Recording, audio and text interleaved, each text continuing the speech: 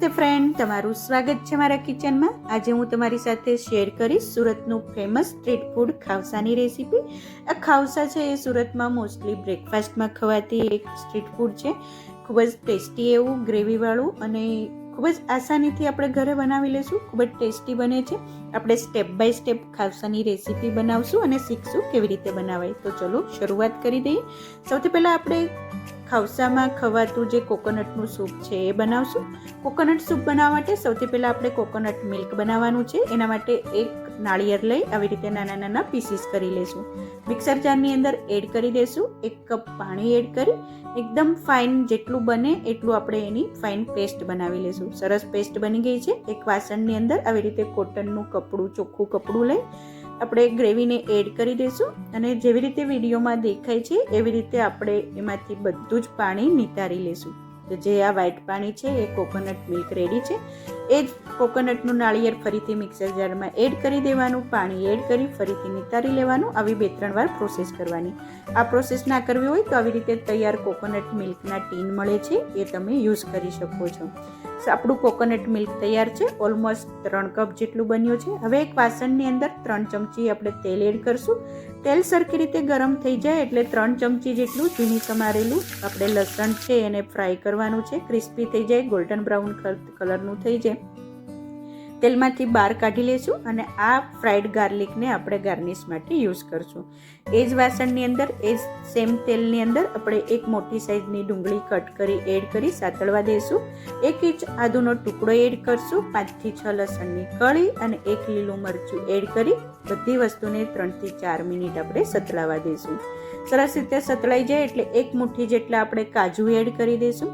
કાજુને 2 થી 3 મિનિટ સતળાવા દઈશું અને હવે એની અંદર આપણે 2 ચમચી જે આવી રીતે દાળિયાના દાણા આવે છે એ એડ કરી દઈશું. ફરીથી 1 મિનિટ સતળાવા દઈશું અને તેલમાંથી બહાર કાઢી મિક્સર જારની અંદર એડ કરી દઈશું. થોડીક વાર ઠંડુ થવા દઈશું. ઠંડુ થઈ જાય એટલે એની અંદર જરૂર પડે એ પ્રમાણે 2-3 ચમચી પાણી એડ કરી એકદમ ફાઇન આવી પેસ્ટ બનાવી લઈશું. ગ્રેવી માટેની પેસ્ટ રેડી છે. એ જ તેલની અંદર આપણે ગ્રેવીને ફરીથી સાતળવા માટે એડ કરી દઈશું. મિક્સર જારની અંદર અડધા કપ જેટલું પાણી એડ કરી એ વસ્તુને મિક્સ કરી આપણે ફરીથી એડ કરી દઈશું. સતળાવા દઈશું. એકદમ ઘટ થીક થઈ જાય, પાણી બળી જાય ત્યાં સુધી આપણે એને 2 થી 3 મિનિટ કૂક કરશું. સરસ રીતે ઘાટું થઈ ગયું છે. હવે મેં કોકોનટ મિલ્ક છે આપણે એડ કરી દઈશું. એમાંથી 2 થી 3 ચમચી કોકોનટ મિલ્ક આપણે બચાવશું. સરખી રીતે મિક્સ કરી ઉકળવા દઈશું, ઘટ થવા દઈશું. વચ્ચે વચ્ચે આપણે એને હલાવતા જશું.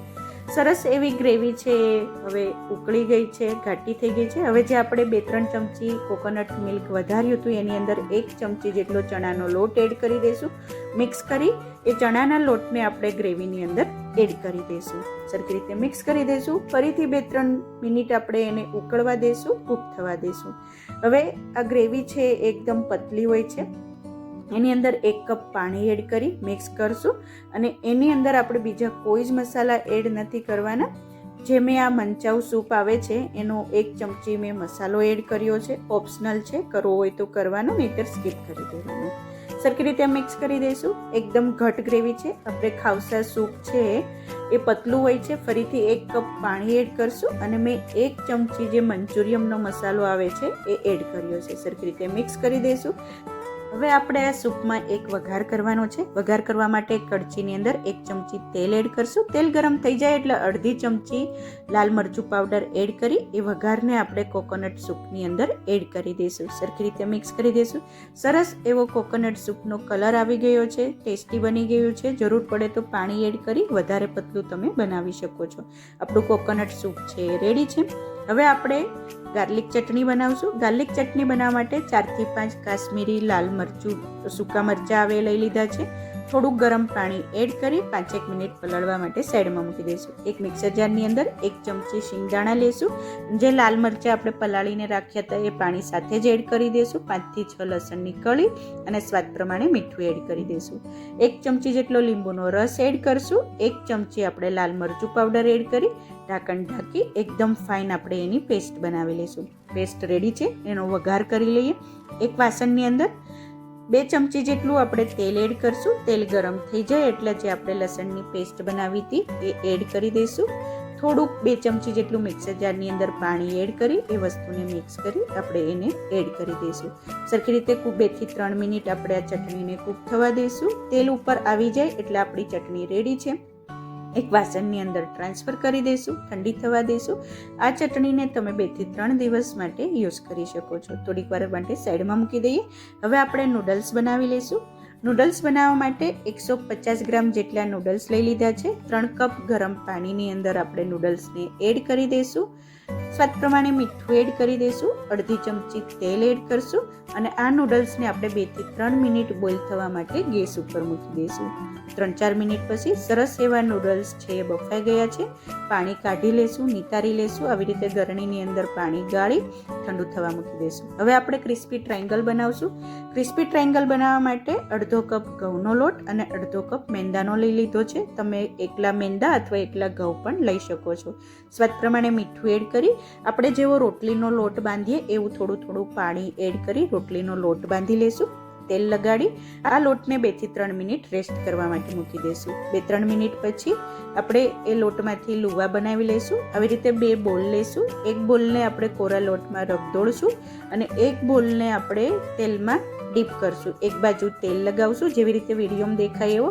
પછી એ કોરા લોટમાં લગાડી બંને લુવાને ભેગા કરી દઈશું, આમ પ્રેસ કરી દઈશું અને આપણી જેવી રીતે રોટલી કરીએ એવી રીતે રોટલીને વણી લઈશું. આપણે જે ડબલ પડવાળી રોટલી બનાવીએ છીએ એવી રીતે આપણે એને રોટલી બનાવવાની છે. સરસ એવી આપણે જેવી રીતે રોટલીની બનાવીએ એવી રીતે પતલી રોટલી બનાવી લઈશું. જો આવી રોટલી બનાવવાની છે. હવે આપણે આને કાચી પાકી શેકી લઈશું. તવાને ગરમ કરવા માટે મૂકી દઈશું. રોટલીને શેકશું. બંને બાજુ હલકી એવી શેકાઈ જાય ત્યાં સુધી શેકાવા દઈશું અને આ પડ જેવી રીતે શેકાશે એવી રીતે જાતે જ ઉકળી જશે. આવી રીતે બંને પડને આપણે છૂટા કરી દઈશું. તમે આ રોટલી ના બનાવી હોય તો સમોસાની પટ્ટીઓ જે આવે છે, સ્પ્રિંગ રોલની પટ્ટીઓ આવે છે એ તમે યુઝ કરી શકો છો. આપણી બધી રોટલી રેડી છે. આટલા લોટમાંથી 6 રોટલી બની હતી. આવી રીતે એના આપણે સ્ટ્રીપ બનાવી લઈશું, કટ કરી લઈશું અને બધી સ્ટ્રીપમાંથી આપણે ટ્રાયંગલ શેપના એને ક્રિસ્પી ટ્રાયંગલ બનાવી લઈશું. તો ફ્રેન્ડ્સ, આવી રીતે તમારે રોટલીને ના બનાવી હોય તો તમે સમોસા સ્ટ્રીપ છે એ લઈ શકો છો. બધા પીસીસ રેડી છે. હવે આપણે ગરમ તેલમાં આપણે આ ક્રિસ્પી ટ્રાયંગલને તળી લઈશું. તેલ એકદમ ગરમ છે. એકદમ ફાસ્ટ ગરમ તેલમાં આપણે થોડા ટ્રાયંગલ એડ થવા દઈશું અને જ્યાં સુધી ગોલ્ડન બ્રાઉન કલર અને ક્રિસ્પી થાય ત્યાં સુધી આપણે એને તળીશું. તો ફ્રેન્ડ્સ, તમે જોઈ શકો છો કે સરસ એવા ક્રિસ્પી ટ્રાયંગલ બનીને રેડી થઈ ગયા છે. તેલમાંથી બહાર કાઢી કિચન પેપર અથવા કિચન ટાવલ ઉપર કાઢી લેશું. 1 બાય 1 આપણે બધા જ ટ્રાયંગલને સેમ રીતે તળી લેશું. આપણી બધી પ્રિપરેશન રેડી થઈ ગઈ છે. હવે આપણે પ્લેટિંગ કરી લઈએ. પ્લેટિંગ કરવા માટે આવી રીતે કોઈ પણ ડીપ ડીશ લઈ લઈશું. એની નીચે સૌથી પહેલાં આપણે સ્પ્રિંગ અનિયન અને ઝીણી સમારેલી ડુંગળીને મૂકશું. પછી આવી રીતે થોડાક ક્રિસ્પી ટ્રાયંગલ લઈ આવી રીતે એનો ભૂકો કરી પ્લેટની અંદર મૂકી દઈશું. ઉપરથી થોડીક આપણે બાફેલી નૂડલ્સ મૂકી દઈશું અને પછી જે આપણે ફ્રાઈડ ગાર્લિક બનાવ્યું હતું એને ઉપરથી સ્પ્રિંકલ કરશું. અડધી ચમચી જેટલી લસણની ચટણી મૂકશું અથવા તમે શેજવાન ચટણી પણ એડ કરી શકો છો. અને હવે છેલ્લે આપણે 3 ચમચા ભરીને કોકોનટ સૂપ બનાવ્યું હતું એને ડીશની અંદર એડ કરી દઈશું. ખૂબ જ ટેસ્ટી એવો આ સૂપ બને છે. ચોક્કસથી એકવાર ખાવસા બનાવીને ટ્રાય કરજો.